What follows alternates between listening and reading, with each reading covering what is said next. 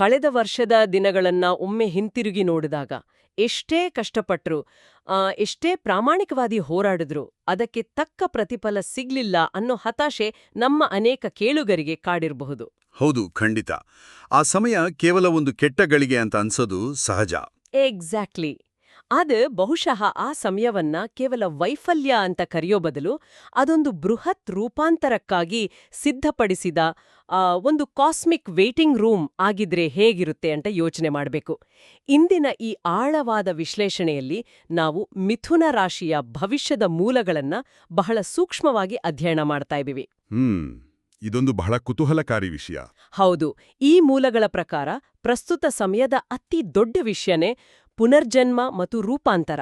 ಅಂದ್ರೆ ಇಲ್ಲಿ ಬರೀ ಗುರಿಗಳನ್ನ ನಿಗದಿಪಡಿಸೋದು ಮಾತ್ರ ಮುಖ್ಯ ಅಲ್ಲ, ಆ ಗುರಿಗಳನ್ನ ಸಾಧಿಸೋಕೆ ಬೇಕಾದ ನಿಖರವಾದ ಸಮಯ, ಸರಿಯಾದ ದಿಕ್ಕು ಮತ್ತು ಆ ತಂತ್ರಗಾಲಿಕೆಯನ್ನ ಹೇಗೆ ಅಳವಡಿಸ್ಕೋಬೇಕು ಅನ್ನೋದನ್ನ ಈ ಮಾಹಿತಿಯಲ್ಲಿ ನಾವು ನೋಡಬಹುದು. ನೀವು ಹೇಳಿದ್ದು 100ಕ್ಕೆ 100 ಸತ್ಯ. ಈ ಮೂಲಗಳು ನೀಡೋ ಒಳನೋಟಗಳು ನಿಜಕ್ಕೂ ತುಂಬಾ ಆಳವಾಗಿವೆ. ಕಳೆದ ವರ್ಷ ಕೇವಲ ಕ್ಯಾಲೆಂಡರ್ನಲ್ಲಿ ಉರುಳಿದ ದಿನಗಳಾಡಿರ್ಲಿಲ್ಲ. ಅದೊಂದು ಅಗ್ನಿ ಪರೀಕ್ಷೆ ಅಂತಾನೆ ಹೇಳ್ಬೋದು. ಓಹ್, ಅಗ್ನಿ ಪರೀಕ್ಷೆ ಅಂದ್ರೆ ತುಂಬಾ ಕಠಿಣವಾದ ಸಮಯ ಅಲ್ವಾ? ಹೌದು. ಹೋರಾಟ, ಒಂಟಿತನ ಮತ್ತು ಕಠಿಣ ಪರಿಶ್ರಮಕ್ಕೆ ಮನ್ನಣೆ ಸಿಗದ ದಿನಗಳವು. ಆದರೆ ಕಲಿಯವರಿಗೆ ಇಲ್ಲೊಂದು ಸಿಹಿ ಸುದ್ದಿ ಇದೆ. ಆ ಕಠಿಣ ಪರೀಕ್ಷೆಯ ಹಂತ ಈಗ ಅಧಿಕೃತವಾಗಿ ಮುಕ್ತಾಯ ಆಗ್ತಾ ಇದೆ. ಕಳೆದುಕೊಂಡ ಆತ್ಮವಿಶ್ವಾಸ, ಕಳೆದುಕೊಂಡ ಅಧಿಕಾರ ಮತ್ತು ಪ್ರತಿಷ್ಠೆಯನ್ನ ಮರಳಿ ಪಡೆಯುವ ಪುನರ್ಜನ್ಮದ ಪ್ರಕ್ರಿಯೆ ಇದು. ವಾವ್, ಕೇಳೋಕೆ ತುಂಬಾ ಭರವಸೆ ಮೂಡಿಸತ್ತೆ. ಖಂಡಿತ. ಇದೊಂದು ಸಾಮಾನ್ಯ ಬದಲಾವಣೆ ಅಲ್ಲ. ಬದಲಾಗಿ ಇಡೀ ವರ್ಷದ ಅಡಿಪಾಯವನ್ನ ಗಟ್ಟಿಗೊಳಿಸುವ ಒಂದು ನಿರ್ಣಾಯಕ ತಿರುವು ಅಂತ ಮೂಲಗಳು ಬಹಳ ಸ್ಪಷ್ಟವಾಗಿ ಒತ್ತಿ ಹೇಳ್ತವೆ. ನಮ್ಮ ಜೀವನವನ್ನ ನಾವು ಒಂದು ನದಿಗೆ ಹೋಲಿಸ್ಬೋದು ಅನ್ಸುತ್ತೆ. ನಾವು ಅನೇಕ ಬಾರಿ ನೀರನ್ನ ಒಂದ್ ಕಡೆ ನಿಂತ ಕೊಳ ಅಂತ ಭ್ರಮಿಸ್ತೀವಿ. ಆದ್ರೆ ಅದು ಸದಾ ಹರಿಯುವ ಶಕ್ತಿ. ಕೆಲವೊಮ್ಮೆ ಮೆಲ್ಲೆನೆ, ಕೆಲವೊಮ್ಮೆ ಭೋರ್ಗರಿಯುತ್ತಾ ಸಾಗುವ ಆ ಪ್ರಬಲವಾದ ಹರಿವು ಈಗ ಸಂಪೂರ್ಣವಾಗಿ ತನ್ನ ದಿಕ್ಕನ್ನ ಬದಲಾಯಿಸ್ತಾ ಇದೆ. ಕರೆಕ್ಟ್. ದಿಕ್ಕು ಬದಲಾಗ್ತಾ ಇದೆ, ಆದ್ರೆ ಅದು ತಾನಾಗೇ ಆಗೋದಿಲ್ಲ. ಅದೇ, ಆ ದಿಕ್ಕು ಬದಲಾಗುವಾಗ ಕಳೆದುಕೊಂಡ ಅಧಿಕಾರ ಮತ್ತು ಆತ್ಮವಿಶ್ವಾಸ ತಾನಾಗಿಯೇ ಮರಳಿ ಸಿಗೋದಿಲ್ಲ ಅಲ್ವಾ? ಅದಕ್ಕೆ ಗ್ರಹಗಳ ಚಲನೆ ಹೇಗೆ ಕಾರಣ ಆಗುತ್ತೆ ಅನ್ನೋದನ್ನ ಮೂಲಗಳು ವಿವರಿಸುವ ರೀತಿ ಬಹಳ ಇಂಟ್ರೆಸ್ಟಿಂಗ್ ಆಗಿದೆ. ನಿರ್ದಿಷ್ಟವಾಗಿ ಹೇಳಬೇಕು ಅಂದ್ರೆ, ಬಾಹ್ಯ ಪ್ರಪಂಚದ ಸ್ಪರ್ಧೆಯಿಂದ ಆಂತರಿಕ ಜಗತ್ತಿನ ಕಡೆಗೆ ನಮ್ಮ ಗಮನ ಹೇಗೆ ಪಲ್ಲಟ ಆಗುತ್ತೆ ಅನ್ನೋದು ಇಲ್ಲಿನ ಪ್ರಮುಖ ಅಂಶ. ಹೌದು. ಗ್ರಹಗಳ ಚಲನೆನೇ ಈ ರೂಪಾಂತರದ ಅತಿದೊಡ್ಡ ಯಂತ್ರಶಾಸ್ತ್ರ ಅಂತ ಹೇಳ್ಬೋದು. ತಿಂಗಳ ಆರಂಭವನ್ನು ಒಮ್ಮೆ ಗಮನಿಸಿದ್ರೆ 7ನೇ ಮನೆಯಲ್ಲಿ 4 ಪ್ರಮುಖ ಗ್ರಹಗಳ ಸಮೀಕರಣ ಇರುತ್ತೆ. 7ನೇ ಮನೆ ಅಂದ್ರೆ ಜ್ಯೋತಿಷದ ಪ್ರಕಾರ ಸ್ವಲ್ಪ ಪಬ್ಲಿಕ್ ಲೈಫ್ಗೆ ಸಂಬಂಧಪಟ್ಟಿದ್ದು ಅಲ್ವಾ? ಎಕ್ಸಾಕ್ಟ್ಲಿ. ಜ್ಯೋತಿಷ್ಯದ ಮೂಲಗಳ ಪ್ರಕಾರ 7ನೇ ಮನೆ ಅಂದ್ರೆ ಅದು ಸಾರ್ವಜನಿಕ ವೇದಿಕೆ. ಅಲ್ಲಿ ಸಂಬಂಧಗಳಿವೆ, ಸಾರ್ವಜನಿಕ ಚಿತ್ರಣ ಇದೆ. ಅಂದ್ರೆ ಆಡುವ ಪ್ರತಿಯೊಂದು ಮಾತು, ತಗೊಳ್ಳುವ ಪ್ರತಿಯೊಂದು ನಿರ್ಧಾರದ ಮೇಲೂ ಸಾವಿರಾರು ಕಣ್ಣುಗಳಿರ್ತವೆ. ಓ, ಅಂದ್ರೆ ಸಿಕ್ಕಾಪಟ್ಟೆ ಪ್ರೆಷರ್ ಇರುತ್ತೆ. ಪ್ರತಿಯೊಂದು ಹೆಜ್ಜೆಯೂ ಇತರರ ಗಮನ ಸೆಳೆಯುತ್ತೆ. ಹೌದು. ಆದ್ರೆ ಇಲ್ಲಿ ನಡೆಯೋ ಅತಿದೊಡ್ಡ ಮ್ಯಾಜಿಕ್ ಏನ್ ಗೊತ್ತಾ? ಈ ಗ್ರಹಗಳ ಗುಂಪು ಒಂದೊಂದಾಗಿ 8ನೇ ಮನೆಗೆ ಜಾರೋಕ್ ಶುರು ಮಾಡ್ತೆ. 8ನೇ ಮನೆ ಅಂದ್ರೆ ಅದು ರಹಸ್ಯಗಳ, ಹಠಾತ್ ಬೆಳವಣಿಗೆಗಳ ಮತ್ತು ಕಣ್ಣಿಗೆ ಕಾಣದ ಬದಲಾವಣೆಗಳ ಸ್ಥಾನ. ಅಂದ್ರೆ ನಾವು ಪ್ರತಿದಿನ ಆಡೋ ವಿಡಿಯೋ ಗೇಮ್ಗಳಲ್ಲಿ ಈ ಮಲ್ಟಿಪ್ಲೇಯರ್ ಗೇಮ್ ಮೋಡ್ ಇರುತ್ತಲ್ಲ, ಅದರಿಂದ ಇದ್ದಕ್ಕಿದ್ದಂತೆ ಸಿಂಗಲ್ ಪ್ಲೇಯರ್ ಸ್ಟ್ರಾಟಜಿ ಮೋಡ್ಗೆ ಬದಲಾದ ಹಾಗೆ ಅಂತ ಹೇಳ್ಬೋದಾ? ಒಳ್ಳೆ ಉದಾಹರಣೆ. ಖಂಡಿತ ಹಾಗೇನೆ. ಮಲ್ಟಿಪ್ಲೇಯರ್ ಗೇಮ್ನಲ್ಲಿ ನಾವು ಸದಾ ಇತರ ಆಟಗಾರರ ನಡೆಯನ್ನ ಗಮನಿಸ್ತಾ ಇರಬೇಕು, ಅವರ ದಾಳಿಗೆ ಪ್ರತಿದಾಳಿ ನಡೆಸಬೇಕು, ಅಲ್ಲಿ ವಿಪರೀತ ಗದ್ದಲ ಇರುತ್ತೆ. ಆದ್ರೆ ಸಿಂಗಲ್ ಪ್ಲೇಯರ್ ಸ್ಟ್ರಾಟಜಿ ಮೋಡ್ಗೆ ಬಂದಾಗ ಸುತ್ತಮುತ್ತಲಿನ ಗದ್ದಲವೆಲ್ಲ ನಿಂತೋಗುತ್ತೆ. ಹೌದು. ಅಲ್ಲಿ ನಮ್ಮ ಎದುರಾಳಿ ಬೇರೆ ಯಾರೂ ಅಲ್ಲ, ನಾವೇ. ಎಕ್ಸಾಕ್ಟ್ಲಿ. ನಮ್ಮದೇ ಸಂಪನ್ಮೂಲಗಳನ್ನ ಹೇಗೆ ಬಳಸಬೇಕು, ನಮ್ಮದೇ ತಪ್ಪುಗಳನ್ನ ಹೇಗೆ ಸರಿಪಡಿಸ್ಕೋಬೇಕು ಅನ್ನೋ ಆಳವಾದ ತಂತ್ರಗಾರಿಕೆಯ ಹಂತ ಇದು. ಅಂದ್ರೆ ಬಾಹ್ಯ ಸ್ಪರ್ಧೆ ಮುಗಿದು ಆಂತರಿಕ ಜಗಳ ಶುರುವಾಗತ್ತೆ ಅಲ್ವಾ? ಕರೆಕ್ಟ್. ಮತ್ತೆ ಈ ಆಂತರಿಕ ಜಗಳ ಅಥವಾ ಆತ್ಮಾವಲೋಕನದ ಪ್ರಕ್ರಿಯೆಯನ್ನೇ ಅನೇಕರು 8ನೇ ಮನೆಯ ಪ್ರಭಾವ ಅಂತ ಭಯಪಡ್ತಾರೆ. ಆದರೆ ಆ ಭಯ ಸಂಪೂರ್ಣ ನಿರಾಧಾರವಾದದ್ದು. ಹೌದಾ? ಅಂದ್ರೆ 8ನೇ ಮನೆ ಅಂದ್ರೆ ಭಯಪಡೋ ಅವಶ್ಯಕತೆ ಇಲ್ವಾ? ಖಂಡಿತ ಇಲ್ಲ. 8ನೇ ಮನೆ ಅಂದ್ರೆ ಭಯಪಡುವ ಕತ್ತಲೆ ಕೋಣೆ ಅಲ್ಲ. ಆ ಕಂಬಳಿ ಹುಳು ಚಿಟ್ಟೆಯಾಗುವ ಮುನ್ನ ಸೇರಿಕೊಳ್ಳುವ ಕೋಶ ಇದೆಯಲ್ಲ, ಅಂತಹ ಕಾಣದ ಬದಲಾವಣೆಗಳ ಕೋಣೆ ಅದು. ವಾವ್, ಕಾಣದ ಬದಲಾವಣೆಗಳ ಕೋಣೆ. ತುಂಬಾ ಚೆನ್ನಾಗಿದೆ ಈ ಹೋಲಿಕೆ. ಹೌದು. ಹೊರಗಿನ ಪ್ರಪಂಚದ ಜೊತೆಗಿನ ಯುದ್ಧವನ್ನ ನಿಲ್ಲಿಸಿ ನಮ್ಮ ಒಳಗಿನ ಅನುಮಾನಗಳನ್ನ ಅಂಜಿಕೆಗಳನ್ನ ಎದುರಿಸಿ ಸ್ಪಷ್ಟತೆಯನ್ನ ಕಂಡುಕೊಳ್ಳುವ ಅದ್ಭುತವಾದ ರೂಪಾಂತರದ ಜಾಗ ಅದು. ಆದ್ರೆ ಇಂತಹ ಆಳವಾದ, ಕೆಲವೊಮ್ಮೆ ಕತ್ತಲೆಯಿಂದ ಕೂಡಿದ ಆಂತರಿಕ ಪಯಣದಲ್ಲಿ ಕಳೆದು ಹೋಗುವ ಸಾಧ್ಯತೆಗಳು ಇರುತ್ತೆ ಅಲ್ವಾ? ಈ ಪಯಣದಲ್ಲಿ ನಮಗೆ ಮಾರ್ಗದರ್ಶನ ನೀಡುವ ಶಕ್ತಿಗಳು ಯಾವುವು? ಅದಕ್ಕೆ ಮೂಲಗಳು ಗುರು ಮತ್ತು ಶನಿಯ ಪಾತ್ರವನ್ನ ಇಲ್ಲಿ ಬಹಳ ವಿಸ್ತಾರವಾಗಿ ಚರ್ಚೆ ಮಾಡ್ತವೆ. ಲಗ್ನದಲ್ಲಿರುವ ಗುರುವನ್ನ ಒಂದು ರೀತಿಯ ದೇವರ ರಕ್ಷಣಾತ್ಮಕ ಗುರಾಣಿ ಅಂತ ಕರೆಯಲಾಗಿದೆ. ದೇವರ ರಕ್ಷಣಾತ್ಮಕ ಗುರಾಣಿ ಅಂದ್ರೆ ಒಂದು ಶೀಲ್ಡ್ ತರ ಕೆಲಸ ಮಾಡುತ್ತಾ? ಹೌದು. ಎಷ್ಟೇ ದೊಡ್ಡ ಬಿರುಗಾಳಿ ಬರಲಿ, ಎಷ್ಟೇ ಸಂಕಷ್ಟಗಳು ಎದುರಾಗ್ಲಿ, ಮನುಷ್ಯ ಸಂಪೂರ್ಣವಾಗಿ ಕುಸಿದು ಬೀಳದಂತೆ ತಡೆಯುವ ಅದೃಶ್ಯ ಶಕ್ತಿ ಇದು ಅಂತ ಉಲ್ಲೇಖಿಸಲಾಗಿದೆ. ಆದರೆ ವಿಶೇಷ ಏನಂದ್ರೆ, ಈ ಸಮಯದಲ್ಲಿ ಗುರುವು ಕ್ಷೀಣ ಸ್ಥಿತಿಯಲ್ಲಿದ್ದಾನೆ, ಅಂದ್ರೆ ರೆಟ್ರೋಗ್ರೇಡ್ ಆಗಿದ್ದಾನೆ. ರೆಟ್ರೋಗ್ರೇಡ್ ಅಂದ್ರೆ ವಕ್ರಗತಿಯ ಚಲನೆ ಅಲ್ವಾ? ಇದರ ಅರ್ಥ ಏನು? ಹೌದು. ಗುರುವಿನ ಈ ರೆಟ್ರೋಗ್ರೇಡ್ ಚಲನೆಯ ಹಿಂದಿನ ತರ್ಕವನ್ನು ನಾವು ಅರ್ಥ ಮಾಡ್ಕೋಬೇಕು. ಗ್ರಹವೊಂದು ಹಿಂದಕ್ಕೆ ಚಲಿಸ್ತಾ ಇದೆ ಅಂದ್ರೆ ಅದು ನಮ್ಮನ್ನ ಹಿಂದಿರುಗಿ ನೋಡುವಂತೆ ಒತ್ತಾಯಿಸ್ತಾ ಇದೆ ಅಂತ ಅರ್ಥ. ಅಂದ್ರೆ ನಾವು ಸುಮ್ನೆ ಮುಂದೆ ಓಡೋದನ್ನ ನಿಲ್ಲಿಸ್ಬೇಕು ಅಂತಾನಾ? ಎಕ್ಸಾಕ್ಟ್ಲಿ. ನಾವು ಜೀವನದಲ್ಲಿ ಹೊಸ ಅವಕಾಶಗಳ ಕಡೆಗೆ, ಹೊಸ ಗುರಿಗಳ ಕಡೆಗೆ ಕುರುಡಾಗಿ ಓಡ್ತಾ ಇರ್ತೀನಿ. ಆದರೆ ಗುರುವು ನಮ್ಮ ಓಟಕ್ಕೆ ಬ್ರೇಕ್ ಹಾಕಿ, ನಿಲ್ಲು, ನಿನ್ನ ಹಿಂದಿನ ಹೆಜ್ಜೆಗಳನ್ನು ಒಮ್ಮೆ ನೋಡು ಅಂತ ಸೂಚಿಸ್ತಾನೆ. ಹಳೆ ತಪ್ಪುಗಳನ್ನ ಗುರ್ತಿಸೋದು, ಅದರಿಂದ ಪಾಠ ಕಲಿಯೋದು ಇಲ್ಲಿನ ಮುಖ್ಯ ಉದ್ದೇಶ ಅಂತಾಯ್ತು. ಹೌದು. ಮತ್ತು ಇವೇ ಸಮಯದಲ್ಲಿ ಗುರು ನೀಡುವ ಅತಿ ದೊಡ್ಡ ಉಡುಗೊರೆ ಅಂದ್ರೆ ವಾಕ್ಚಾತುರ್ಯ. ಅಂದ್ರೆ ಯಾವಾಗ ಮಾತನಾಡಬೇಕು ಮತ್ತು ಅದಕ್ಕಿಂತ ಮುಖ್ಯವಾಗಿ ಯಾವಾಗ ಮೌನವಾಗಿರಬೇಕು ಅನ್ನೋ ವಿವೇಚನೆಯನ್ನ ಈ ಸಮಯ ಕಲಿಸುತ್ತೆ. ಗುರುವಿನ ರಕ್ಷಣೆಯ ಬಗ್ಗೆ ಚೆನ್ನಾಗಿ ಅರ್ಥ ಆಯ್ತು. ಆದರೆ ಮೂಲಗಳು 10ನೇ ಮನೆಯಲ್ಲಿರುವ ಶನಿಯ ಬಗ್ಗೆಯೂ ಮಾತಾಡ್ತಾವಲ್ವಾ? ಸಾಮಾನ್ಯವಾಗಿ ಶನಿ ಅಂದ್ರೆ ಜನರಲ್ಲಿ ಒಂದು ರೀತಿಯ ಅಂಜಿಕೆ ಇದೆ. ಹೌದು. ತುಂಬ ಜನ ಶನಿ ಅಂದ ತಕ್ಷಣ ಭಯಪಡ್ತಾರೆ. ಅದೇ, ಶನಿದೇವ ಕೇವಲ ಕಷ್ಟಗಳನ್ನ ಕೊಡ್ತಾನೆ, ಮಾಡುವ ಪ್ರತಿಯೊಂದು ಕೆಲಸವನ್ನೂ ಡಿಲೇ ಮಾಡ್ತಾನೆ ಮತ್ತು ತಪ್ಪುಗಳಿಗೆ ಕಠಿಣವಾದ ಶಿಕ್ಷೆ ನೀಡ್ತಾನೆ ಅನ್ನೋ ನಂಬಿಕೆ ಇದೆಯಲ್ಲ. ಶನಿ ಅಂದ್ರೆ ಬರೀ ಪರೀಕ್ಷೆನಾ? ಕೇವಲ ಶಿಕ್ಷೆ ಮಾತ್ರನಾ? ಇಲ್ಲವೇ ಇಲ್ಲ. ಇದೊಂದು ಅತ್ಯಂತ ಸಾಮಾನ್ಯವಾದ ತಪ್ಪು ಕಲ್ಪನೆ. ಶನಿ ಅಂದ್ರೆ ಶಿಕ್ಷಕನಲ್ಲ, ಬದಲಾಗಿ ಆತ ಒಬ್ಬ ನಿಷ್ಪಕ್ಷಪಾತ ಆಡಿಟರ್ ಅಥವಾ ಲೆಕ್ಕ ಪರಿಶೋಧಕ ಇದ್ದಾಗೆ. ಆಡಿಟರ್ ಅಂದ್ರೆ ನಮ್ಮ ಕೆಲಸಗಳ ಲೆಕ್ಕ ಇಡ್ತಾನಾ? ಹೌದು. 10ನೇ ಮನೆಯಲ್ಲಿರುವ ಶನಿ ಕರ್ಮದ ಮಹತ್ವವನ್ನ ಎತ್ತಿ ಹಿಡಿಯುತ್ತಾನೆ. ಆತ ಕಠಿಣ ಪರಿಶ್ರಮ, ಜವಾಬ್ದಾರಿ ಮತ್ತು ಶಿಸ್ತನ್ನ ಪ್ರತಿಯೊಂದು ಹೆಜ್ಜೆಯಲ್ಲೂ ಪರೀಕ್ಷಿಸ್ತಾನೆ ಅನ್ನೋದು ನಿಜ. ಆದ್ರೆ ಅದಕ್ಕೆ ತಕ್ಷಣ ಪ್ರತಿಫಲ ಸಿಗಲ್ವಾ? ಅದೇ ವಿಷಯ. ಮಾಡಿದ ಕೆಲಸಕ್ಕೆ ಆ ಕ್ಷಣದಲ್ಲೇ ಆತ ಪ್ರತಿಫಲ ನೀಡಿದಿರಬಹುದು, ಆದರೆ ಭವಿಷ್ಯದಲ್ಲಿ ಆ ಶ್ರಮಕ್ಕೆ ಖಂಡಿತ ಬಡ್ಡಿ ಸಮೇತ ಫಲ ನೀಡ್ತಾನೆ. ಈ ಮೂಲಗಳು ನೀಡುವ ಒಂದು ನಿರ್ದಿಷ್ಟ ಉದಾಹರಣೆ ಗಮನಿಸಿ. ಇದು ನಮ್ಮ ಕೇಳುಗರಿಗೆ ತುಂಬಾ ರಿಲೇಟ್ ಆಗ್ಬೋದು. ಹೌದಾ? ಯಾವ ಉದಾಹರಣೆ ಅದು? ಕರ್ಮ ಅಂದ್ರೆ ಕೇವಲ ಎಸಿ ಕೋಣೆಯಲ್ಲಿ ಕುಳಿತು ಮಾಡುವ ಆಫೀಸ್ ಕೆಲಸ ಮಾತ್ರ ಅಲ್ಲ. ಪ್ರತಿದಿನ ಮುಂಜಾನೆ ಎದ್ದು ಇಡೀ ಮನೆಯ ಜವಾಬ್ದಾರಿಯನ್ನು ಹೊತ್ತು ಯಾರಿಗೂ ಕಾಣದಂತೆ ದೈನಂದಿನ ಸೇವೆ ಸಲ್ಲಿಸುವ ಒಬ್ಬ ಗೃಹಿಣಿಯ ಕಠಿಣ ಪರಿಶ್ರಮ ಇದೆಯಲ್ಲ. ಹೌದು. ಮನೆಗೆಲ್ಸದ ಶ್ರಮ ಯಾವತ್ತೂ ಲೆಕ್ಕಕ್ಕೆ ಸಿಗೋದೇ ಇಲ್ಲ ಜನರಿಗೆ. ಖಂಡಿತ. ಆದ್ರೆ ಆಕೆ ಆ ಅಗೋಚರ ಸೇವೆಯನ್ನ ಕೂಡ ಶನಿ ಲೆಕ್ಕಕ್ಕೆ ತಗೋತಾನೆ. ಆಕೆ ಆ ಶ್ರಮ ಭವಿಷ್ಯದಲ್ಲಿ ಅದೃಷ್ಟವಾಗಿ, ಪುಣ್ಯವಾಗಿ ಬದಲಾಗತ್ತೆ ಅಂತ ಮೂಲಗಳು ಆಳವಾಗಿ ವಿಶ್ಲೇಷಣೆ ಮಾಡ್ತವೆ. ಎಂಥ ಅದ್ಭುತವಾದ ಒಳನೋಟ ಇದು. ಜವಾಬ್ದಾರಿ ಮತ್ತು ಶ್ರಮದ ಲೆಕ್ಕಾಚಾರದಲ್ಲಿ ಯಾವುದೇ ಭೇದ ಭಾವ ಇಲ್ಲ ಅನ್ನೋದು ತುಂಬಾ ಖುಷಿ ಕೊಡುತ್ತೆ. ಈ ಕರ್ಮ ಮತ್ತು ಶ್ರಮದ ಲೆಕ್ಕಾಚಾರದ ನಂತರ ಕಲಿಯುವವರ ಮನಸ್ಸಿನಲ್ಲಿ ಮೂಡುವ ಅತ್ಯಂತ ಸಹಜವಾದ ಪ್ರಶ್ನೆ ಅಂದ್ರೆ, ಇದರ ವಾಸ್ತವಿಕ ಫಲಿತಾಂಶಗಳು ಏನು? ಉದ್ಯೋಗ ಮತ್ತು ಹಣಕಾಸಿನ ಹರಿವಿನ ಬಗ್ಗೆ ಕೇಳ್ತಾ ಇದ್ದೀರಲ್ವಾ? ಹೌದು. ಉದ್ಯೋಗ ಮತ್ತು ಹಣಕಾಸು ಹೇಗೆ ಬದಲಾಗುತ್ತೆ? ಈ ವಿಭಾಗದಲ್ಲಿ ಮೂಲಗಳು ಅನಿರೀಕ್ಷಿತ ಅವಕಾಶಗಳ ಬಗ್ಗೆ ಬಹಳ ಕುತೂಹಲಕಾರಿ ಮಾಹಿತಿಯನ್ನ ನೀಡ್ತವೆ ಅಲ್ವಾ? ಸೂರ್ಯ ಮತ್ತು ಮಂಗಳನ ಸಂಯೋಜನೆಯಿಂದ ಉದ್ಯೋಗಾಕಾಂಕ್ಷಿಗಳಿಗೆ ಇದೊಂದು ರಾಜಯೋಗ ಅಂತ ಬಣ್ಣಿಸಲಾಗಿದೆ. ಹೌದು. ಇದರ ಹಿಂದಿನ ಕಾರ್ಯವಿಧಾನವನ್ನ ನಾವು ಗಮನಿಸಬೇಕು. ಸೂರ್ಯ ಅಂದ್ರೆ ಅಧಿಕಾರ ಮತ್ತು ರಾಜವೈಭವ. ಮಂಗಳ ಅಂದ್ರೆ ಅಪಾರವಾದ ಧೈರ್ಯ ಮತ್ತು ಶಕ್ತಿ. ಅಂದ್ರೆ ಈ ಎರಡೂ ಶಕ್ತಿಗಳು ಒಟ್ಟಿಗೆ ಸೇರಿದಾಗ ಡಬಲ್ ಪವರ್ ಸಿಕ್ಕ ಹಾಗೆ. ಎಕ್ಸಾಕ್ಟ್ಲಿ. ಈ ಎರಡೂ ಶಕ್ತಿಗಳು ಒಗ್ಗೂಡಿದಾಗ ಉದ್ಯೋಗ ಹುಡುಕುತ್ತಿರೋವರಿಗೆ, ವಿಶೇಷವಾಗಿ ಆ ಸರ್ಕಾರಿ ಉದ್ಯೋಗ ಅಥವಾ ಉನ್ನತ ಹುದ್ದೆಗಳಿಗೆ ಇಂಟರ್ವ್ಯೂ ಎದುರಿಸ್ತಿರುವವರಿಗೆ ಒಂದು ಅಸಾಧಾರಣವಾದ ಆತ್ಮವಿಶ್ವಾಸ ಬರುತ್ತೆ. ಅಂದ್ರೆ ಇಂಟರ್ವ್ಯೂ ಕೋಣೆಯಲ್ಲಿ ಯಾವುದೇ ಭಯ ಇಲ್ಲದೆ ಪರ್ಫಾರ್ಮ್ ಮಾಡಬಹುದಾ? ಖಂಡಿತ. ತಮ್ಮ ಕೌಶಲ್ಯವನ್ನ ಯಾವುದೇ ಅಂಜಿಕೆ ಇಲ್ಲದೆ ಪ್ರದರ್ಶಿಸುವ ಧೈರ್ಯವನ್ನ ಈ ಗ್ರಹಗಳು ನೀಡುತ್ತವೆ.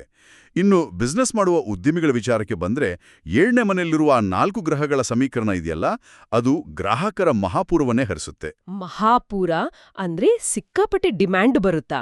ಹೌದು, ಕರೆಗಳು, ಹೊಸ ಆಫರ್ಗಳು, ವಿಚಾರಣೆಗಳು ವಿಪರೀತವಾಗಿ ಹೆಚ್ಚಾಗ್ತವೆ. ಈ ಸನ್ನಿವೇಶ ಹೇಗಿದೆ ಅಂದ್ರೆ ಇಂದಿನ ಡಿಜಿಟಲ್ ಯುಗದಲ್ಲಿ ಯಾರ್ದೋ ಒಂದು ವಿಡಿಯೋ ದಿಢೀರಂತ ವೈರಲ್ ಆದಾಗ ಆಗುವ ಅನುಭವದ ಥರ. ರಾತ್ರೋರಾತ್ರಿ ಲಕ್ಷಾಂತರ ವೀಕ್ಷಣೆಗಳು ಬರ್ತವೆ. ಎಕ್ಸಾಕ್ಟ್ಲಿ. ಬೆಳಗ್ಗೆ ಏಳೋಷ್ಟರಲ್ಲಿ ಇನ್ಬಾಕ್ಸ್ ತುಂಬಿ ಹೋಗಿರುತ್ತೆ. ಹೌದು, ನೂರಾರು ಹೊಸ ಅವಕಾಶಗಳು ಬಾಗಿಲ್ ತಟ್ಟುತ್ತಿರ್ತವೆ. ಆದ್ರೆ ನೋಡಿ, ಅವಕಾಶಗಳು ಸಿಕ್ಕಿದ್ದಕ್ಕೆ ಒಂದ್ ಕಡೆ ವಿಪರೀತ ಖುಷಿಯಾದ್ರೆ, ಮತ್ತೊಂದ್ ಕಡೆ ಈ ಎಲ್ಲ ಕರೆಗಳನ್ನ, ಆ ಮೆಸೇಜ್ಗಳನ್ನ ಹೇಗೆ ನಿಭಾಯಿಸೋದು ಅನ್ನೋ ವಿಪರೀತ ಗೊಂದಲ ಕೂಡ ಶುರುವಾಗುತ್ತಲ್ವಾ? ಹೌದು, ಯಾವುದನ್ನ ಮೊದಲು ಮಾಡಬೇಕು ಅನ್ನೋ ಕನ್ಫ್ಯೂಷನ್ ಇದ್ದೇ ಇರುತ್ತೆ. ಯಾರಿಗೆ ಮೊದಲು ಉತ್ತರಿಸ್ಬೇಕು ಅನ್ನೋ ಗಡಿಬಿಡಿಲಿ ಅಸ್ತವ್ಯಸ್ತತೆ ನಿರ್ಮಾಣ ಆಗತ್ತೆ. ಆ ಅಸ್ತವ್ಯಸ್ತತೆನೇ 7ನೇ ಮನೆಯ ಸ್ವರೂಪ. ಆದ್ರೆ ಸ್ವಲ್ಪ ದಿನಗಳ ನಂತರ ಈ ಗ್ರಹಗಳು 8ನೇ ಮನೆಗೆ ಜಾರದಾಗ ಇದ್ದಕ್ಕಿದ್ದಂತೆ ಆ ವೇಗಕ್ಕೆ ಒಂಥರ ಬ್ರೇಕ್ ಬೀಳುತ್ತೆ. ವ್ಯಾಪಾರ ಸ್ವಲ್ಪ ನಿಧಾನ ಆಗುತ್ತೆ. ಅಂದ್ರೆ ಸಡನ್ ಆಗಿ ಎಲ್ಲವೂ ಸ್ಲೋ ಡೌನ್ ಆಗ್ಬಿಡುತ್ತಾ? ಹೌದು, ಇವತ್ತು ದುಡ್ಡು ಕೊಡ್ತೀನಿ ಅಂತ ಹೇಳಿದ ಗ್ರಾಹಕರು ನಾಳೆ ನೋಡೋಣ, ಮುಂದಿನ ವಾರ ಕೊಡ್ತೀವಿ ಅಂತ ಪಾವತಿಗಳನ್ನ ವಿಳಂಬ ಮಾಡಬಹುದು. ಹಣದ ಹರಿವು ನಿಧಾನ ಆಗುತ್ತೆ. ಓ, ಇದನ್ನ ನೋಡಿದ ತಕ್ಷಣ ಅನೇಕರಿಗೆ ಭಯ ಆಗುತ್ತೆ. ನಷ್ಟ ಆಯ್ತು, ಅದೃಷ್ಟ ಕೈಕೊಡ್ತು ಅಂತ ಭಾವಿಸ್ತಾರೆ ಅಲ್ವಾ? ಖಂಡಿತ ಭಾವಿಸ್ತಾರೆ. ಆದರೆ ಜ್ಯೋತಿಷ್ಯನ ಮೂಲಗಳು ಇದನ್ನ ನಷ್ಟ ಅಂತ ಕರೆಯೋದಿಲ್ಲ. ಇದನ್ನೊಂದು ಸ್ಟ್ರಾಟಜಿಕ್ ವಿರಾಮ ಅಂತ ಕರೀತಾರೆ. ಸ್ಟ್ರಾಟಜಿಕ್ ವಿರಾಮ ಅಂದ್ರೆ ಪ್ಲಾನ್ ಮಾಡೋಕೆ ಸಿಕ್ಕಿರೋ ಟೈಮ್ ಅಂತನಾ? ಎಕ್ಸಾಕ್ಟ್ಲಿ. ಆ ದಿಢೀರ್ ಜನಪ್ರಿಯತೆ ಅಥವಾ ವ್ಯಾಪಾರದ ಏರಿಕೆಯನ್ನ ನಿಭಾಯಿಸೋಕೆ ನಿಮ್ಮ ಬಳಿ ಸರಿಯಾದ ಅಡಿಪಾಯ ಇಲ್ಲ ಅಂದ್ರೆ ಈ ವಿರಾಮದ ಸಮಯವನ್ನ ಬಳಸಿ ಆ ಅಡಿಪಾಯವನ್ನ ಬಲಪಡಿಸ್ಕೋಬೇಕು. ಅಂದ್ರೆ ಹಳೆಯ ಲೆಕ್ಕಾಚಾರಗಳನ್ನ ಸರಿಪಡಿಸಲು, ಹೊಸ ಪಾಲುದಾರಿಕೆಗಳ ಬಗ್ಗೆ ಆತುರ ಪಡದೆ ಯೋಚಿಸಲು ಪ್ರಕೃತಿಯೇ ನೀಡಿದ ವಿರಾಮ ಇದು ಅಲ್ವಾ? ಹೌದು, 100ಕ್ಕೆ 100. ಆದ್ರೆ ಇದೇ ಸಮಯದಲ್ಲಿ ಆ 9ನೇ ಮನೆಯಲ್ಲಿರುವ ರಾಹುವಿನ ಪಾತ್ರವನ್ನು ಕೂಡ ನಾವು ಕಡೆಗಣಿಸುವಂತಿಲ್ಲ ಅನ್ಸುತ್ತೆ. ಮೂಲಗಳ ಪ್ರಕಾರ ರಾಹು ಸಾಂಪ್ರದಾಯಿಕ ಅಲ್ಲದ ಮಾರ್ಗಗಳ ಮೂಲಕ, ಅಂದ್ರೆ ಅನ್ಕನ್ವೆನ್ಷನಲ್ ದಾರಿಗಳ ಮೂಲಕ ಹಣವನ್ನ ತರ್ತಾನೆ. ಅನ್ಕನ್ವೆನ್ಷನಲ್ ದಾಳಿಗಳು ಅಂದ್ರೆ ಈ ಡಿಜಿಟಲ್ ಪ್ಲಾಟ್ಫಾರ್ಮ್ಗಳು, ವಿದೇಶಿ ಸಂಪರ್ಕಗಳು ಇರ್ಬೋದು. ಹೌದು, ಜೊತೆಗೆ ಫ್ರೀಲಾನ್ಸ್ ಕೆಲ್ಸಗಳು ಅಥವಾ ಎಷ್ಟೋ ವರ್ಷಗಳ ಹಿಂದಿನ ಪರಿಚಯಸ್ಥರು ಇದ್ದಕ್ಕಿದ್ದಂತೆ ಸಂಪರ್ಕಕ್ಕೆ ಬಂದು ಹೊಸ ಪ್ರಾಜೆಕ್ಟ್ ನೀಡೋದು ಆಗಿರಬಹುದು. ಮೂಲಗಳಲ್ಲಿ ರಾಹುವನ್ನ ಒಂದು ಹಾವಿಗೆ ಹೋಲಿಸಲಾಗಿದೆ ಗೊತ್ತಾ? ಹೌದಾ? ಹಾವಿಗೆ ಯಾಕೆ ಹೋಲಿಸಿದ್ದಾರೆ? ಹಾವು ಹೇಗೆ ಸದ್ದಿಲ್ಲದೆ ಯಾರಿಗೂ ಕಾಣದಂತೆ ಹರಿದು ಬಂದು ಇದ್ದಕ್ಕಿದ್ದಂತೆ ನಮ್ಮೆದುರು ಪ್ರತ್ಯಕ್ಷವಾಗಿ ಆಶ್ಚರ್ಯ ಉಂಟು ಮಾಡ್ತೋ, ಹಾಗೆಯೇ ಈ ಹಣಕಾಸಿನ ಅವಕಾಶಗಳು ನಮ್ಮ ನಿರೀಕ್ಷೆ ಇಲ್ಲದ ದಿಕ್ಕಿನಿಂದ ಇದ್ದಕ್ಕಿದ್ದಂತೆ ಬಂದು ಬೀಳ್ತವೆ. ವಾವ್! ರಾಹುವಿನ ಮೂಲ ಗುಣವೇ ಅದು, ಅನಿರೀಕ್ಷಿತತೆ. ಆದ್ರೆ ನಾವಿಲ್ಲಿ ಗಮನಿಸಬೇಕಾದ ಅತಿ ಮುಖ್ಯವಾದ ವಿಚಾರ ಒಂದಿದೆ. ಯಾವುದು ಅದು? ವೃತ್ತಿಯಲ್ಲಿ ಯಶಸ್ಸು, ಶಕ್ತಿ ಮತ್ತು ಇಷ್ಟೆಲ್ಲ ಅವಕಾಶಗಳನ್ನು ತರುವ ಅದೇ ಸೂರ್ಯ ಮತ್ತು ಮಂಗಳನ ಉಷ್ಣತೆ ಇದೆಯಲ್ಲ, ಅದು ವೈಯಕ್ತಿಕ ಸಂಬಂಧಗಳ ಮೇಲೆ ಬೀರುವ ಪ್ರಭಾವ. ಓ, ಅಂದ್ರೆ ಆ ಬೆಂಕಿಯ ಪ್ರಭಾವ ಪರ್ಸನಲ್ ಲೈಫ್ ಮೇಲೂ ಆಗುತ್ತಾ? ಹೌದು. 7ನೇ ಮನೆ ಅಂದ್ರೆ ಅದು ಧನುರಾಶಿ. ಅದೊಂದು ಬೆಂಕಿಯ ಮನೆ. ಅಲ್ಲಿ ರಾಜನಾದ ಸೂರ್ಯ ಮತ್ತು ಸೇನಾಧಿಪತಿಯಾದ ಮಂಗಳ ಒಟ್ಟಿಗೆ ಕುಳಿತಾಗ ಅದೊಂದು ಅಕ್ಷರಶಃ ಯುದ್ಧಭೂಮಿಯಾಗ್ಬಿಡುತ್ತೆ. ಯುದ್ಧಭೂಮಿ ಅಂದ್ರೆ ಜಗಳಗಳು ಜಾಸ್ತಿ ಆಗುತ್ತಾ? ಖಂಡಿತ. ವೈಯಕ್ತಿಕ ಸಂಬಂಧಗಳಲ್ಲಿ, ವಿಶೇಷವಾಗಿ ದಾಂಪತ್ಯದಲ್ಲಿ ಅಥವಾ ಪ್ರೇಮ ಸಂಬಂಧಗಳಲ್ಲಿ ಅಹಂಕಾರದ ಸಂಘರ್ಷಗಳು ಅಂದ್ರೆ ಈಗೋ ಕ್ಲಾಶಸ್ ಮಿತಿಮೀರುತ್ತವೆ. ಅಹಂಕಾರದ ಸಂಘರ್ಷಗಳು ಅಂದ್ರೆ ನಾನೇ ಹೇಳಿದ್ದೆ ಸರಿ, ನೀನ್ ಹೇಳಿದ್ದು ತಪ್ಪು ಅನ್ನೋ ವಾದಗಳು ಅಲ್ವಾ? ಇದನ್ನೇ ವಿವರಿಸಲು ಮೂಲಗಳಲ್ಲಿ ಒಂದು ಅದ್ಭುತವಾದ ಉದಾಹರಣೆ ನೀಡಿದ್ದಾರೆ. ಸಿಂಹ ಮತ್ತು ಚಿರತೆಯ ಕಥೆ. ಸಿಂಹ ಮತ್ತು ಚಿರತೆ ಎರಡೂ ಬಲಶಾಲಿ ಪ್ರಾಣಿಗಳು. ಹೌದು. ಕಾಡಿನಲ್ಲಿ ಸಿಂಹಕ್ಕೆ ತಾನೇ ರಾಜ ಅನ್ನೋ ಅಹಂಕಾರ, ಚಿರತೆಗೆ ತನ್ನ ವೇಗದ ಮೇಲೆ ಅಹಂಕಾರ. ಇಬ್ಬರೂ ಪ್ರಬಲರೇ, ಇಬ್ಬರೂ ಅಪಾರ ಶಕ್ತಿಶಾಲಿಗಳೇ. ಆದ್ರೆ ಇವರಿಬ್ಬರನ್ನು ಒಂದೇ ಬೋನಿನಲ್ಲಿ ಹಾಕಿದ್ರೆ ಏನಾಗತ್ತೆ? ಇಬ್ರೂ ಬಿಟ್ಕೊಳೋಕ್ ಸಿದ್ಧರಿರೋದಿಲ್ಲ. ಎಕ್ಸಾಕ್ಟ್ಲಿ. ಸಣ್ಣ ತಪ್ಪು ತಿಳುವಳಿಕೆಯೂ ದೊಡ್ಡ ಕಾಳ್ಗಿಚ್ಚಿನಂತೆ ಹಬ್ಬುತ್ತೆ. ಇನ್ನು ಒಂಟಿಯಾಗಿರೋರಿಗೆ ಶುಕ್ರ ಮತ್ತು ಬುಧನ ಪ್ರಭಾವದಿಂದ ಹೊಸ ಪ್ರೇಮ ಸಂಬಂಧಗಳು ಮೂಡಬಹುದು. ಆದ್ರೆ ಈಗಾಗ್ಲೇ ಸಂಬಂಧದಲ್ಲಿರೋರು ಈ ಅಹಂಕಾರದ ಬೆಂಕಿಯನ್ನ ಬಹಳ ಎಚ್ಚರಿಕೆಯಿಂದ ನಿಭಾಯಿಸಬೇಕು. ಅದಕ್ಕಾಗಿಯೇ ನಾವು ಮೊದಲೇ ಚರ್ಚಿಸಿದ ಹಾಗೆ ಗುರುವು ಇಲ್ಲಿ ಮೌನವಾಗಿರಲು ಸೂಚಿಸ್ತಾನೆ. ಸಂಬಂಧಗಳಲ್ಲಿ ಬಿರುಕು ಬಿಡಬಾರ್ದು ಅಂದ್ರೆ ಆ ಬೆಂಕಿಗೆ ತುಪ್ಪ ಸುರಿಯೋ ಬದಲು ಮೌನವಾಗಿರೋದೇ ಅತ್ಯುತ್ತಮ ಪರಿಹಾರ ಅಂತ ಮೂಲಗಳು ಹೇಳ್ತವೆ. ಆದ್ರೆ ಇಲ್ಲೊಂದು ಪ್ರಶ್ನೆ ಹೇಳುತ್ತೆ ಅಲ್ವಾ? ಆಧುನಿಕ ಮನೋವಿಜ್ಞಾನದ ದೃಷ್ಟಿಯಿಂದ ನೋಡಿದ್ರೆ ಸಂಬಂಧಗಳಲ್ಲಿ ಸಮಸ್ಯೆ ಎದುರಾದಾಗ ಮೌನವಾಗಿರೋದು ಕೆಲವೊಮ್ಮೆ ಅಪಾಯಕಾರಿಯಲ್ವಾ? ಅದು ಹೇಗೆ ಅಪಾಯಕಾರಿ ಅಂತೀರಾ? ಅಂದ್ರೆ ಮೌನವಾಗಿರೋದು ದೌರ್ಬಲ್ಯ ಅಥವಾ ಎದುರಿನವರ ಬಗ್ಗೆ ನಮ್ಗಿರೋ ಅಸಡ್ಡೆಯನ್ನ ತೋರ್ಸೋದಿಲ್ವಾ? ಇಂಗ್ಲಿಷ್ನಲ್ಲಿ ಇದನ್ನ ಪ್ಯಾಸಿವ್ ಅಗ್ರೆಸಿವ್ ನಡವಳಿಕೆ ಅಂತಾರಲ್ಲ. ಒಳಗೊಳಗೆ ಕೋಪ ಇಟ್ಕೊಂಡು ಹೊರಗೆ ಮೌನವಾಗಿರೋದು ಆಂತರಿಕವಾಗಿ ಮತ್ತಷ್ಟು ದ್ವೇಷವನ್ನ ಬೆಳೆಸೋದಿಲ್ವಾ? ಜ್ಯೋತಿಷ್ಯ ಈ ಮೌನವನ್ನ ಹೇಗೆ ಸಮರ್ಥಿಸ್ಕೊಳ್ಳುತ್ತೆ? ಇದು ನಿಜಕ್ಕೂ ಬಹಳ ಆಳವಾದ ಮತ್ತು ತಾರ್ಕಿಕವಾದ ಪ್ರಶ್ನೆ. ಆದರೆ ಇಲ್ಲಿನ ಮೌನದ ಸ್ವರೂಪ ವಿಭಿನ್ನವಾಗಿದೆ. ಜ್ಯೋತಿಷ್ಯದ ಮೂಲಗಳು ಇದನ್ನ ಒಂದು ಸುಂದರವಾದ ರೂಪಕದ ಮೂಲಕ ವಿವರಿಸಿವೆ. ಯಾವ ರೂಪಕ ಅದು? 2 ಕತ್ತಿಗಳು ಒಂದೇ ಒರೆಯಲ್ಲಿ ಇರೋಕ್ ಸಾಧ್ಯವಿಲ್ಲ ಅಂತ. ಒಂದು ಬೆಂಕಿಯಾದ್ರೆ ಇನ್ನೊಂದು ನೀರಾಗ್ಬೇಕು. ಓ, ಒಂದು ಬೆಂಕಿಯಾದ್ರೆ ಇನ್ನೊಂದು ನೀರಾಗ್ಬೇಕು. ತುಂಬಾ ಅರ್ಥಗರ್ಭಿತವಾಗಿದೆ. ಹೌದು. ಇಲ್ಲಿ ಮೌನ ಅಂದ್ರೆ ಕೋಪವನ್ನ ನುಂಗಿಕೊಂಡು ಕೂರೋದಲ್ಲ, ಅಥವಾ ಅಸಡ್ಡೆಯಿಂದ ಕಡೆಗಣಿಸೋದಲ್ಲ. ಇದು ಎದುರಾಳಿಯ ಕೋಪದ ಬೆಂಕಿಗೆ ಇಂಧನವನ್ನ ಕಡಿತಗೊಳಿಸುವ ತಂತ್ರಗಾರಿಕೆ. ಅಂದ್ರೆ ಜಗಳಕ್ಕೆ ನಾವೇ ಬ್ರೇಕ್ ಹಾಕೋದು ಅಂತ? ಎಕ್ಸಾಕ್ಟ್ಲಿ. ವಾದ ಒಂದು ನಡೀತಾ ಇರುವಾಗ ನೀವು ಅದಕ್ಕೆ ಪ್ರತಿಕ್ರಿಯಿಸಲಿಲ್ಲ ಅಂದ್ರೆ ಆ ಬೆಂಕಿ ತನ್ನಷ್ಟಕ್ಕೆ ತಾನೇ ನಂದಿ ಹೋಗುತ್ತೆ. ಪ್ರೀತಿಯಲ್ಲಿ ಗೆಲ್ಲಲು ವಾದವನ್ನ ಗೆಲ್ಲುವ ಅವಶ್ಯಕತೆ ಇಲ್ಲ ಅನ್ನೋದೇ ಇಲ್ಲಿನ ಬಹುದೊಡ್ಡ ಪಾಠ.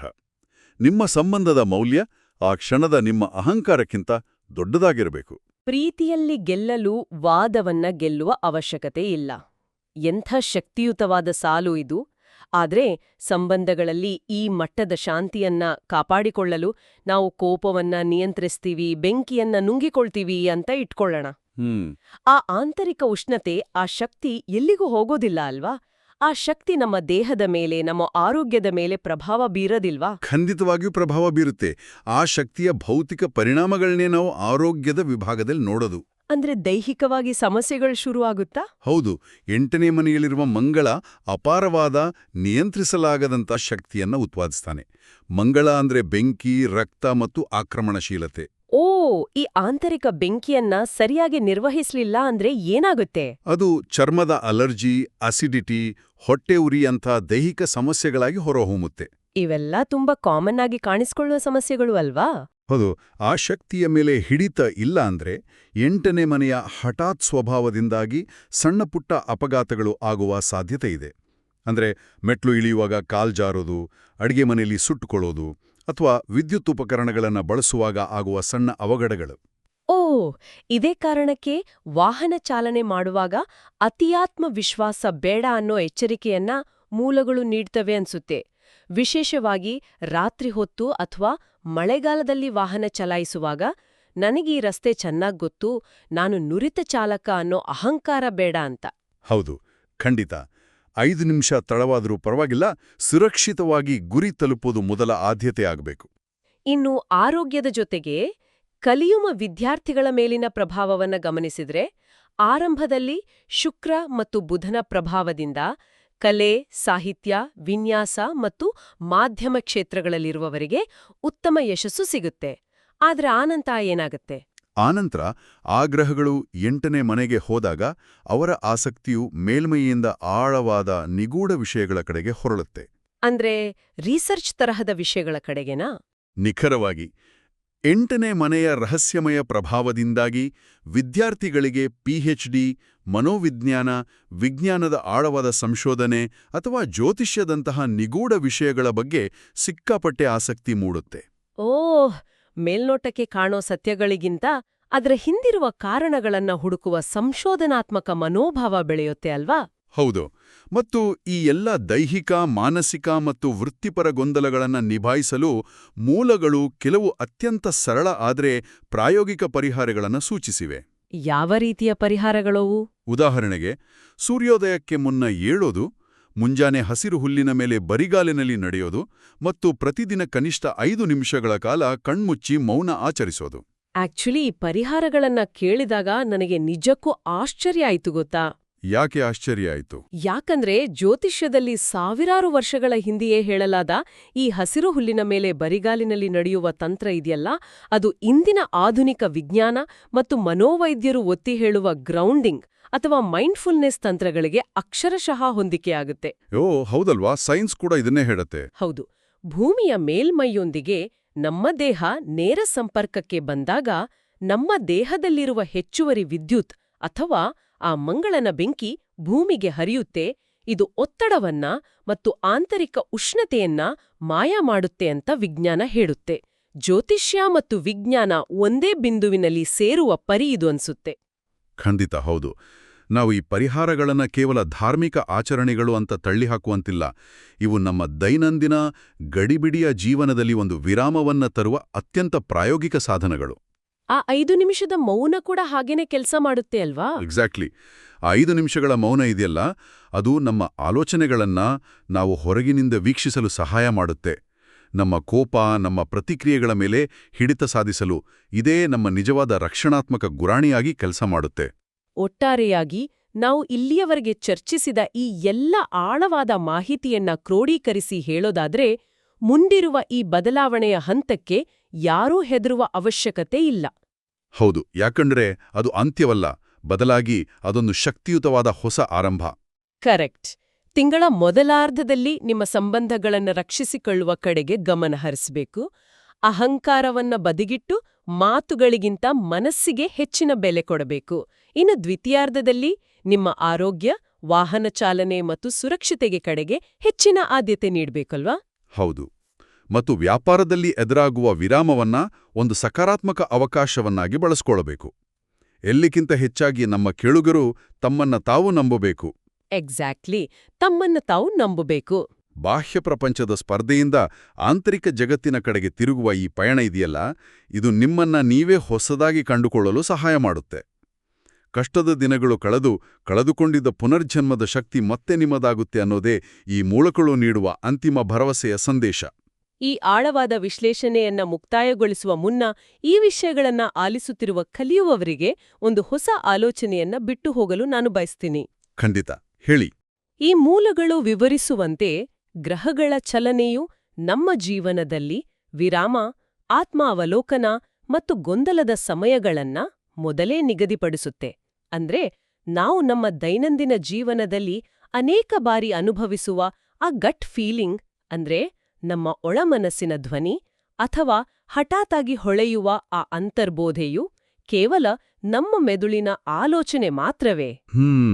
ತುಂಬಾ ಆಳವಾದ ಪ್ರಶ್ನೆ ಇದು. ಅಥವಾ ನಮಗೆ ಅರಿವಿಲ್ಲದೆಯೇ ನಮ್ಮ ಪ್ರಜ್ಞೆಗೂ ಮೀರಿದ ಈ ಬೃಹತ್ ನ್ಯಾಚುರಲ್ ಕಾಸ್ಮಿಕ್ ರಿಧಮ್ಗೆ, ಅಂದ್ರೆ ನೈಸರ್ಗಿಕ ಮತ್ತು ಗ್ರಹಗಳ ಲಯಕ್ಕೆ ನಮ್ಮನ್ನ ನಾವು ಟ್ಯೂನ್ ಮಾಡ್ಕೊಳ್ತಾ ಇದೀವಾ? ನಾವು ಕೇವಲ ಯೋಚನಿಸ್ತಾ ಇದೀವಾ ಅಥವಾ ಬ್ರಹ್ಮಾಂಡದ ಜೊತೆ ಸಂವಹನೆ ನಡೆಸ್ತಾ ಇದೀವಾ? ಇದರ ಬಗ್ಗೆ ಬಿಡುವಿದ್ದಾಗ ಒಮ್ಮೆ ಆಳವಾಗಿ ಯೋಚಿಸಿ. ನಿಜಕ್ಕೂ ಇದೊಂದು ಅದ್ಭುತವಾದ ಆಲೋಚನೆ. ಈ ಅತ್ಯಮೂಲ್ಯವಾದ ಮಾಹಿತಿಯನ್ನ ಒದಗಿಸಿದ ಮೂಲಗಳಿಗೆ ಕೃತಜ್ಞತೆಗಳು. ಹೊಸ ಜ್ಞಾನ, ಹೊಸ ಒಳನೋಟಗಳೊಂದಿಗೆ ಮತ್ತೆ ಸಿಗೋಣ. ಅಲ್ಲಿಯವರೆಗೆ ನಿಮ್ಮ ಆಂತರಿಕ ಧ್ವನಿಗೆ ಕಿವಿಗೊಳ್ಳುತ್ತೀರಿ.